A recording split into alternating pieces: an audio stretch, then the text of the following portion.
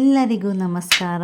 ಇವತ್ತು ಗುರು ಪುಷ್ಯ ನಕ್ಷತ್ರದ ಗುರುವಾರದ ದಿನ ಆಗಿರೋದ್ರಿಂದ ಗುರುರಾಯರ ದರ್ಶನ ಮಾಡೋಣ ಬನ್ನಿ. ನಿಮ್ಮೆಲ್ಲರಿಗೂ ಕೂಡ ಗುರುರಾಯರ ಕೃಪೆ ಇರಲಿ ಅಂತ ಹೇಳ್ತಾ ಒಂದು ಒಳ್ಳೆ ಗುರುರಾಯರ ದೇವಾಲಯದ ವೀಕ್ಷಣೆಯ ಬಗ್ಗೆ ನಿಮಗೆ ವಿವರಣೆ ಕೊಡಲಿಕ್ಕೆ ಬಂದಿದ್ದೀನಿ.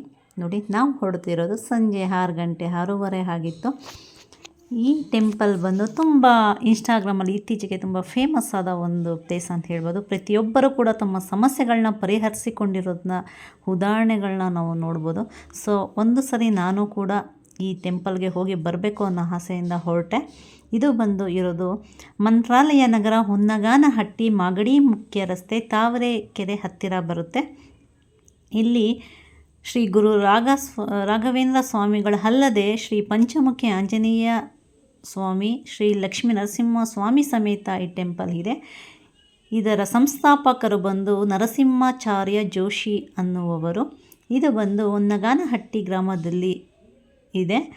ಇಲ್ಲಿ ಈ ಕ್ಷೇತ್ರವನ್ನು ಹೊನ್ನವ ಮಂತ್ರಾಲಯ ಮಂದಿರ ಅಂತ ಕೂಗ್ತಾರೆ. ಹೊನ್ನಗಾನಹಟ್ಟಿ ಶ್ರೀ ವೆಂಕಟೇಶ್ವರ ಲಕ್ಷ್ಮೀ ನರಸಿಂಹ ಪಂಚಮುಖಿ ಆಂಜನೇಯ ಸಹಿತ ಶ್ರೀ ರಾಘವೇಂದ್ರ ಸ್ವಾಮಿಗಳ ಮಠ ಅಂತಲೂ ಕೂಡ ಕರೀತಾರೆ. ಇಲ್ಲಿ ಅಗ್ನಿಕುಂಡದಲ್ಲಿ ಪ್ರತ್ಯಕ್ಷವಾದ ದೇವರುಗಳನ್ನು ನಾವು ಅಗ್ನಿಕುಂಡದಲ್ಲಿ ನೋಡಬಹುದು ಅಂದಿದ್ದಾರೆ. ವಿನಾಯಕ ಮೂಷಿಕನ ದರ್ಶನ, ಕಾಮಧೇನು, ಹಯಗ್ರೀವ ದೇವರುಗಳ ದರ್ಶನವನ್ನು ನೋಡಿರುವ ಉದಾಹರಣೆಗಳಿದೆ ಅಂತ ಹೇಳ್ತಾರೆ. ಇಲ್ಲಿ ಯಜ್ಞಕುಂಡದಲ್ಲಿ ಪೂರ್ಣಾಹುತಿ ಸಮಯದಲ್ಲಿ ಪ್ರತ್ಯಕ್ಷವಾದ ದೇವರುಗಳ ಸ್ಥಳವೇ ಹೊನ್ನವ ಮಂತ್ರಾಲಯ ಅಂತಲೂ ಕೂಡ ಕೂಗ್ತಾರೆ.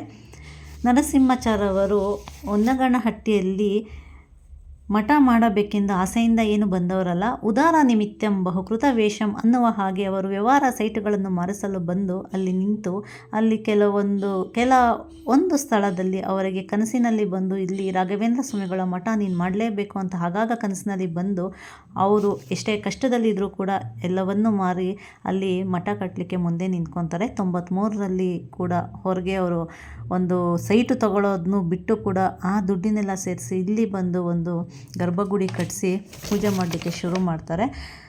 ದೇವರು ಕನಸಿನಲ್ಲಿ ಬಂದು ಕಾಯಿಯ ಸಂಕಲ್ಪ ಮಾಡಿದರೆ ಎಲ್ಲ ಕಷ್ಟಗಳ ಪರಿಹಾರ ಆಗುತ್ತೆ ಅಂತ ಹೇಳಿರೋ ನಿಮಿತ್ತ ಅವರು ಕೂಡ ಇಲ್ಲಿ ಯಾರೇ ಕೂಡ ಸಮಸ್ಯೆ ಅಂತ ಬಂದರೆ ಕಾಯಿ ಸಂಕಲ್ಪವನ್ನು ಮಾಡಿಸ್ತಾರೆ. ಅದು 9 ವಾರ, 11 ವಾರ, 16 ವಾರ ಈ ರೀತಿಯಾಗಿ ನಮ್ಮ ಸಮಸ್ಯೆಗಳಿಗೆ ತಕ್ಕಂತೆ ಪರಿಹಾರವಾಗಿ ಅವರು ಇಷ್ಟೆಷ್ಟು ದಿನ ಅಂತ ಹೇಳ್ತಾರೆ.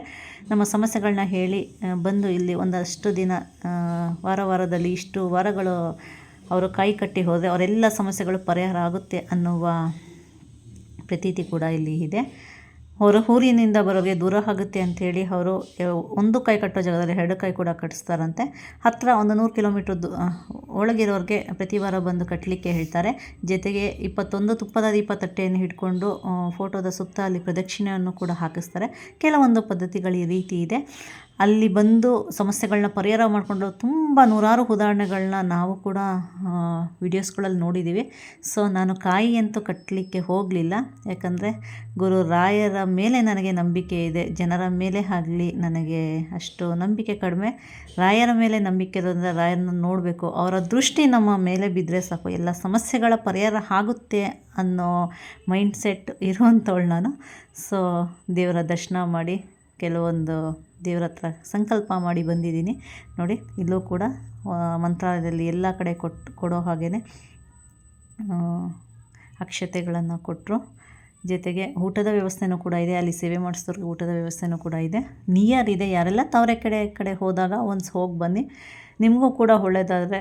ಕೆಟ್ಟದಂತೂ ಹೋಗಲ್ಲ. ಯಾವುದೇ ದೇವಸ್ಥಾನಕ್ಕೆ ಹೋದರೆ ಒಂದು ಪಾಸಿಟಿವ್ನೆಸ್ ಅನ್ನೋದು ಮೈಂಡಲ್ಲಿ ಬರುತ್ತೆ. ಒಂದೊಳ್ಳೆ ಮೂಡಲ್ಲಿ ಇರ್ಬೋದು. ನಾವು ಮುಂದಕ್ಕೆ ಹೋಗೋಕ್ಕೆ ನಮ್ಗೆ ಶಕ್ತಿ ಅಂತ ಹೇಳ್ಬೋದು. ಅಂಥದ್ರಲ್ಲಿ ಟೆಂಪಲ್ಗಳಲ್ಲಿ ಇದು ಕೂಡ ಒಂದು.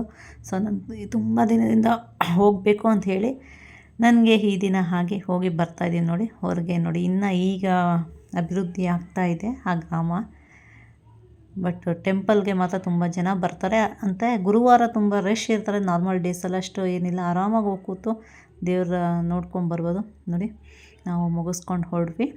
ನಮ್ಮ ಮನೆಗೆ ಸ್ವಲ್ಪ ನಿಯರ್ ಇರೋದ್ರಿಂದ 1 ಅವರಲ್ಲಿ ಹೋಗಿ ಬರ್ಬೋದು. ಸೊ ಹೋಗಿ ನಾವು ಹೊರಡ್ತಾಯಿದ್ವಿ. ನಮಗಂತೂ ಖುಷಿ ಆಯಿತು. ಒಂದೊಳ್ಳೆ ದೇವಸ್ಥಾನಕ್ಕೆ ಹೋಗಿ ಬಂದಿದ್ದು ಮನಸ್ಸಿಗೆ ದೇಹಕ್ಕೆ ಎರಡಕ್ಕೂ ಕೂಡ ನೆಮ್ಮದಿ. ಏನೋ ಒಂದು ಉತ್ಸಾಹ, ಏನೋ ಒಂದು ತೇಜೋಮಯ ಅಂತ ಹೇಳ್ತಾರಲ್ಲ, ಒಂದು ಪಾಸಿಟಿವ್ನೆಸ್ಸು, ಏನೋ ಒಂದು ಒಳ್ಳೆಯದಾಗುತ್ತೆ ಅನ್ನುವ ನಂಬಿಕೆ, ಆ ನಂಬಿಕೆಯಲ್ಲೇ ನಾವು ಕೂಡ ಹೊರಟ್ವಿ ನೋಡಿ. ಬಸ್ಸಲ್ಲೂ ಕೂಡ ಬಂದು ಹಿಡಿದು ಅಲ್ಲಿಂದ ಒಂದು ತಾವರೆಕೆರೆಯಿಂದ ಒಂದು 4-5 ಕಿಲೋಮೀಟ್ರ್ ಒಳಗೆ ಹೋಗಬೇಕು. ಅವ್ರವ್ರ ಬೈಕು ಕಾರುಗಳಲ್ಲಿ ಬಂದರೆ ಈಸಿಯಾಗಿ ಹೋಗ್ಬೋದು ನೋಡಿ. ಈ ದಿನ ನಾವು ಹೊನ್ನವ ಮಂತ್ರಾಲಯದ ಬಗ್ಗೆ ಹೇಳಿದ್ದೀವಿ. ಯಾರೆಲ್ಲ ಮಂತ್ರಾಲಯಕ್ಕೆ ಹೋಗಿ ಅಲ್ಲೇ ಪೂಜೆ ಮಾಡಬೇಕು, ಅಲ್ಲೇ ನೋಡಬೇಕು ಹಾಗಲ್ಲ ಅನ್ನೋರೆಲ್ಲ ಇಲ್ಲಿ ಬಂದು ಹೋಗ್ಬೋದು.